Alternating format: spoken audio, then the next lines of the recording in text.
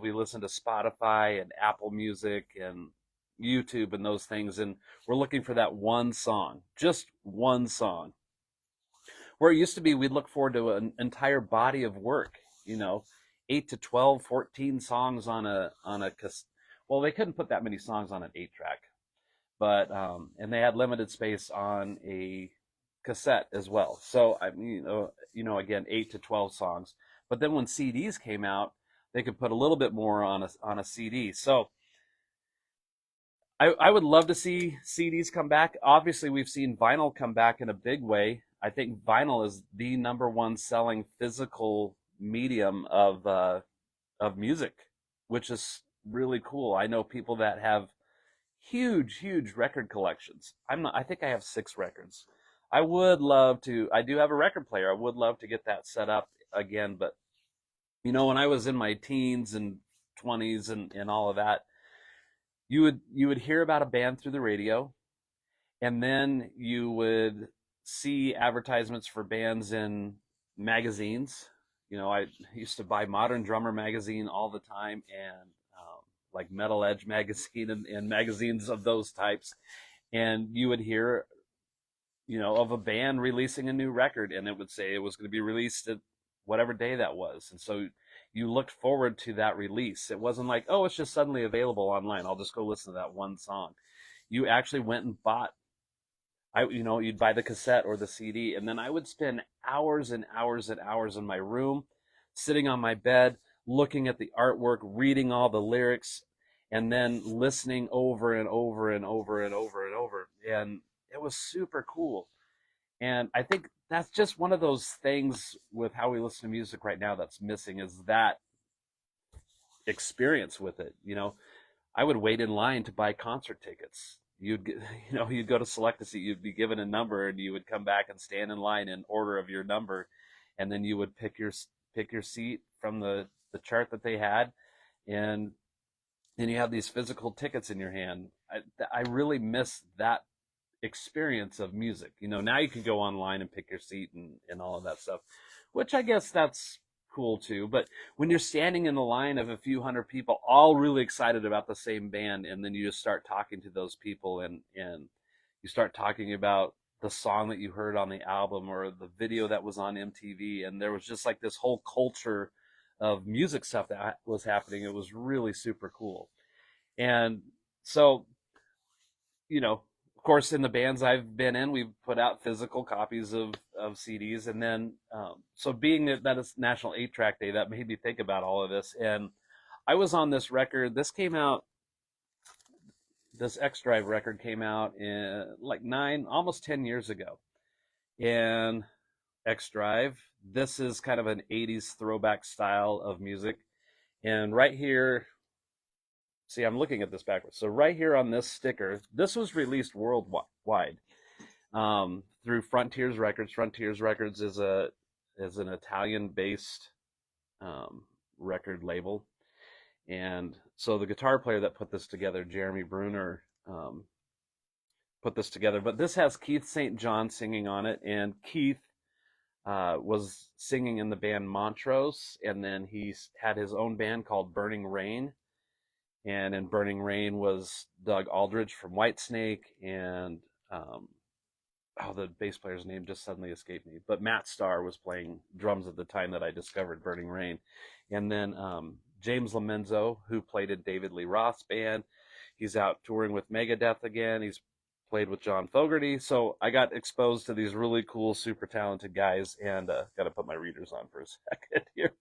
But in this sticker, it says, debut album from LA newcomers featuring Jeremy Bruner, Keith St. John, White Lion Megadeth was for James Lomenzo, and then Fred Fisher Midline, produced by Andy Johns, who produced Van Halen and Chickenfoot. So Andy Johns and his brother Glenn, they recorded, I think, all of the Led Zeppelin stuff, and Van Halen and Godsmack and Cinderella and bands like that. Jeremy and I went over to Andy's house, and you just see on every wall is covered in platinum and gold albums that he had produced and recorded, and it was so cool to be connected and work with a guy who worked with John Bonham. And then he's working with Fred Fisher. It was pretty surreal. But this was the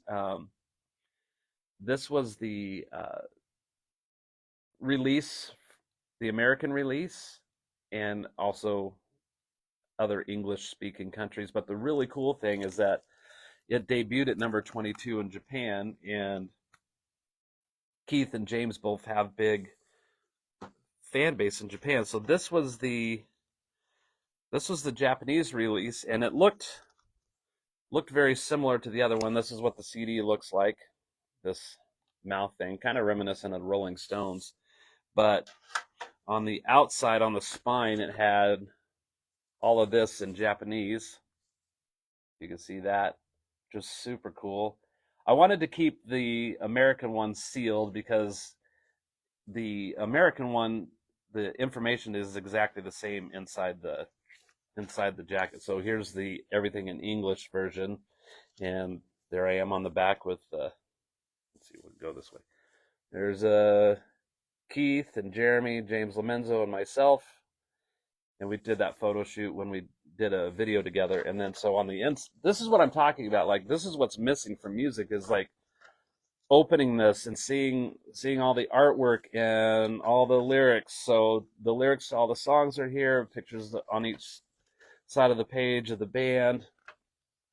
Here's the inside cover again.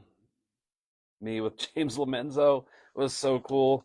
And on and on. So until the end, and then there's like the album credits in the back on who did what and who was sponsored by who and who recorded and thank yous and those kind of things. So that was included in the Japanese release. And so here's the Japanese one. I don't know why there's palm trees, but maybe it's because it's an LA thing. But everything's in Japanese.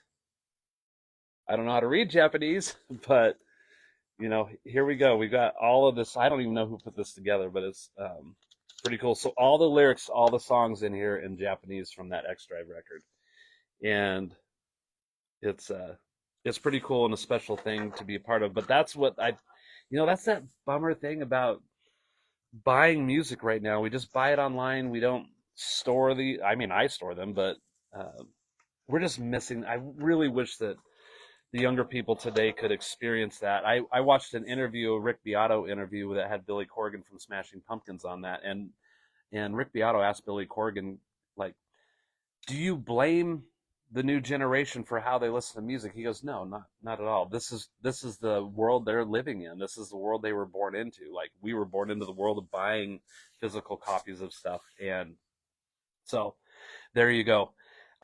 But I love to share old midline stories. There's the new midline now, but there's some. We used to tour a lot. We were, for about 10 years, we did about 180 shows a year for that amount of time. So 1,800 shows just with midline. That doesn't include the other stuff that I was doing.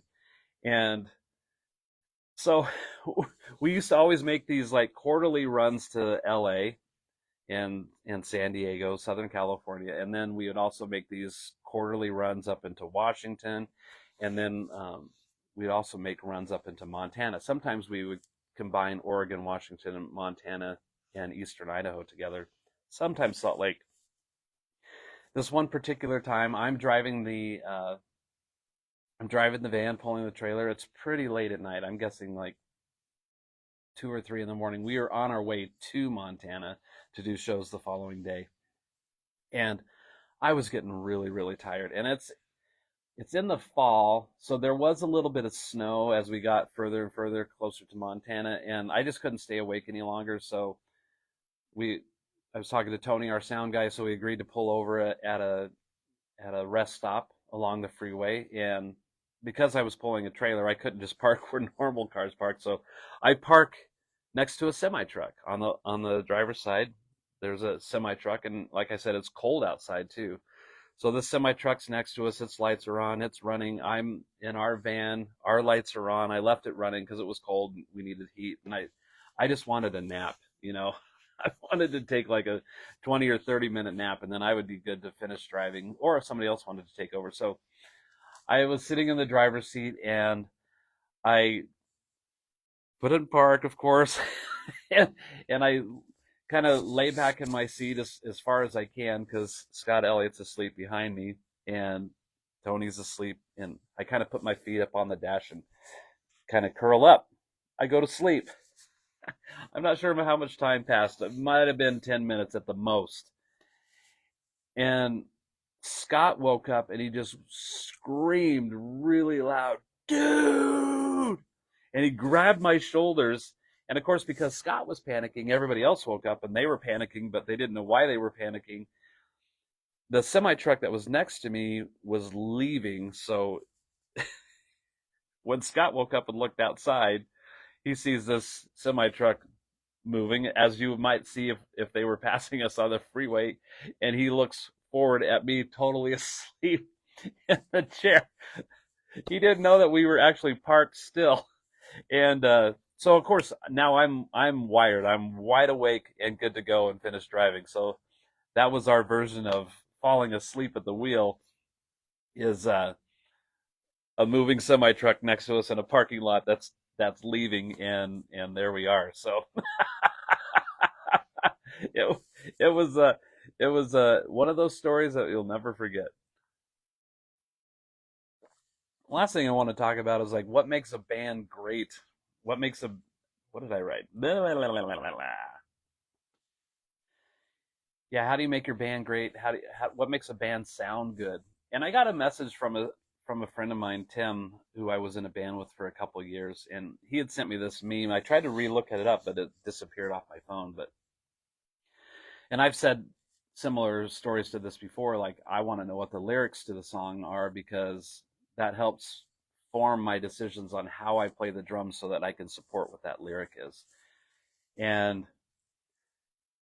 so he sent me this thing, and it said something about drummers who pay attention to the lyrics make the song better because that allows the singer to sing the song how they want to sing it. And I mean, there's breathing, breath control, all in that. So, and how their phrasing is, and then time too. Like if you play a song too fast, that affects the breathing of the singer. If you play the song too slow, that affects the breathing of the singer.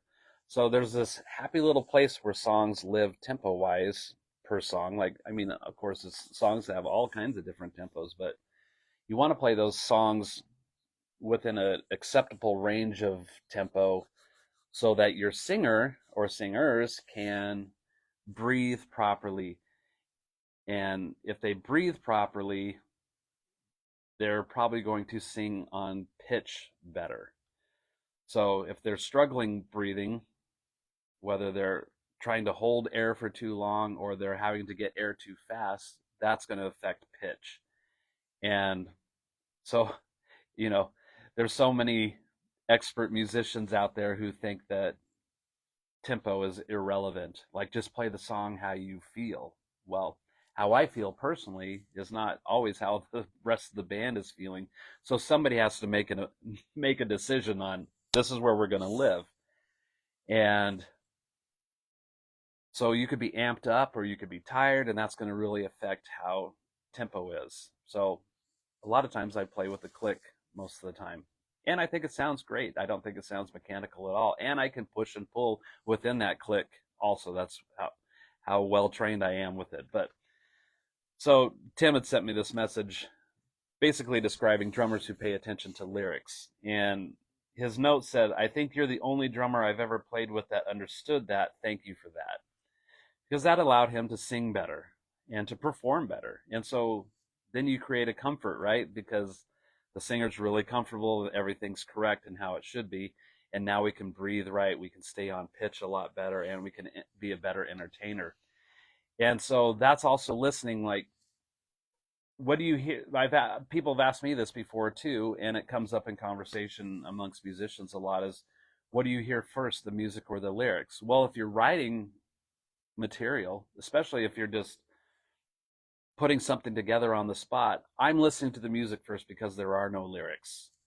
So what the guitar player plays or what the bass player plays is going to affect how I play the drums to that. So they play something, I'm responding to that, and how I play, they're responding to that, and this thing is going back and forth until we find some kind of balance between what everybody's playing, because everybody is tuned in and listening to each other. And that's what really brings the song together really fast, is what am I playing rhythmically? What's my tempo? How's the bass player playing and responding to that? What is my kick drum doing in regards to what the bass player is playing? So more often than not, the rule is the bass and the kick drum and bass guitar are locked in. Rarely do those two things separate. Not always. Sometimes there's an exception to those circumstances where that is okay. But more often than not, the kick drum and the bass are locked together. They're rhythmically playing the same thing, which really makes a band sound huge. So you have to be listening. And if you're not listening, then that is just a mess. In the drumline world, it's also referred to as shoes in a dryer. Like if you've ever had a pair of shoes or more in a dryer, they're randomly flipping around and they're making noise, but there's no rhythmic pattern to it. There's no clarity to it. So a lot of times, so if the kick drum and the bass player aren't locked together, I call that shoes in a dryer. It's neither person are listening to the other. Or maybe the bass player's not listening to the drummer, or the drummer's not listening to the bass player. They're just both kind of just playing what they think is cool and totally oblivious to what's happening around them. And that happens. So there's two people not paying attention. Then you throw in a guitar player, that now you have three people who are just blindly playing but not listening to each other. So even if they're doing cover songs or if they're playing original music, they probably have a better chance of playing original music. But if they're playing cover songs, they're just kind of hoping for the best. We're playing these songs relatively at the same time, but it's not locking in. It's kind of like this clash of stuff that's happening. And some of that's just lack of experience, and some of it's lack of knowledge, and then some of it's lack of even caring. But you have to listen. And then again, if the singer's just singing, so now we have a fourth person in the mix who's just singing, but they're not paying attention to the tempo of the song. Again, now talking about pitch, like tempo's so relative to pitch on being able to sing on pitch. So that's really important. But again, if the guitar player is out of tune or playing wrong chords, or the bass player playing wrong chords, then the singer now has no point of reference for what they need to sing. So we get a lot of flat singing, a lot of sharp singing, just bad singing in general from a group of people who are just kind of all in their own lane, but nobody's listening to each other. Then, you could throw another guitar player into the mix, so you'd have 5, or a keyboard player. Now you got 6 or 7 people on stage who are all playing but not together. So really, really listening. So when I'm composing drum parts, I'm listening to what the guitar player and bass player are doing and how I'm going to respond to that, so that we have a cohesive, locked together foundation that the singer now can sing over the top of. And then we want to keep this locked foundation together and not let it move. That way the singer can start doing what he or she need to do. Now, once that starts coming together, a lot of times, like I said, if you're just fleshing out a song brand new and everybody's in the room together and we're all piling on ideas onto ideas, is that, like for Midline, for example, Anthony will just start kind of scatting something, just mumbling words, but he's trying to find the melody. So a lot of times Anthony will come up with melody and then the lyric. Or he might have a lyric. Sometimes it goes the other way, but more often than not, he's scatting something, trying to find a melody that's working over the top of what the band is putting together. And most bands that I've played with have done the same thing. And then the lyric comes together. So once Anthony, or like playing with Cliff, or any band for that matter, once I start hearing what the lyric is, then I shape my parts even more around that, what those lyrics are. So depending on what the content of the lyric is and the emotion of that lyric, my dynamics now will change on what I'm doing, so that we can let that lyric poke through the song better And that way the listener can make some kind of emotional connection, not just to the music, but to the lyric content as well. So you people in bands out there, now I am not some perfect musician by any stretch of the imagination.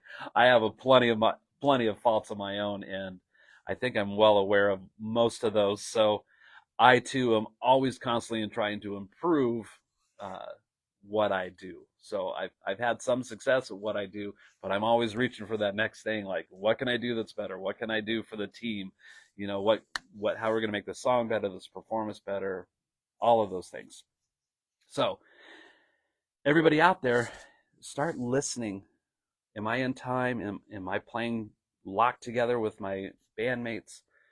And am I letting the vocal and the lyric come through? So I think in order of that, I hear the music first, and then once I know what the lyric is, then I can shape my part to help that part become something great.